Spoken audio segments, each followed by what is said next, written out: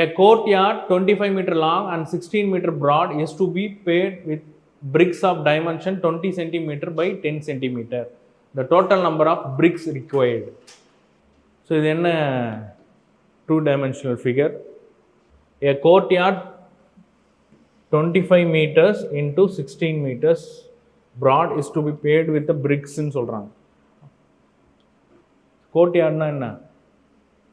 சரி, ஏதோ ஒன்று கட்ட போகிறாங்க, அதுக்கு வந்து செங்கல் தேவை. செங்கல் என்ன ஷேப்பில் இருக்கும்? ரெக்டாங்கிள் ஷேப்பில் இருக்கும். ஸோ குட்டி குட்டி ரெக்டாங்கிள் வச்சு ஒரு பெரிய ரெக்டாங்கிள் கிடைக்க போகுது. ஓகேவா? ஸோ எத்தனை குட்டி ரெக்டாங்கிள் தேவை அப்படின்றத அந்த கொஸ்டினாக கேட்டிருக்காங்க. அப்போ இந்த மாதிரி கொஸ்டினில் நான் என்ன பண்ணோன்னா, நீங்கள் வந்து ஒரு சின்ன பிரிக்ஸ்லேருந்து தான் பெரிய வால்னே வச்சுங்க, பெரிய வாலாக கட்ட போகிறீங்க. ஒரு செவுற்றை அதை வச்சு தான் கட்ட போகிறீங்க. அப்போ எதை பெருசோ, அந்த ஸ்ட்ரக்சரில் எது பெருசோ அதோட வேல்யூ மேலே போட போகிறீங்க. அப்போ இங்கே என்ன, கோர்ட்யார்ட் தான் பெருசு இல்லையா? 25 into 16 டிவைடட் பை பிரிக்ஸோட வேல்யூ தான் சின்னது, அதை தான் கீழே போட போகிறீங்க. அப்போ என்ன, 20 into 10.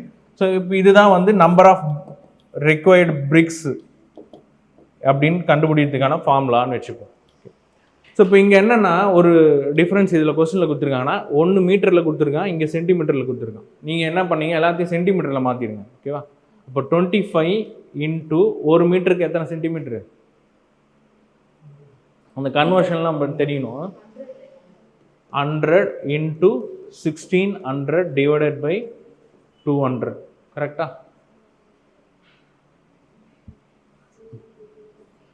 8 5s are 40, 8 2s are 16.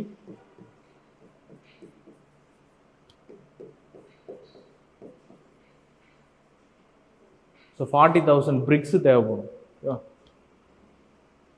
என்ன கொஸ்டினாக இருந்தாலும் சரி, ஒரு எதை வச்சு நீங்கள் கட்ட போகிறீங்களோ அதை ஃபார்ம் பண்ண போகிறது மேலே இருக்கணும் நியூமரேட்டரில். ஸோ டினாமினேட்டரில் எது இருக்கணும், நீங்கள் எந்த சின்ன ஸ்ட்ரக்சரோ அதை மட்டும் கீழே போட்டுக்கணும். அவ்வளோதான்.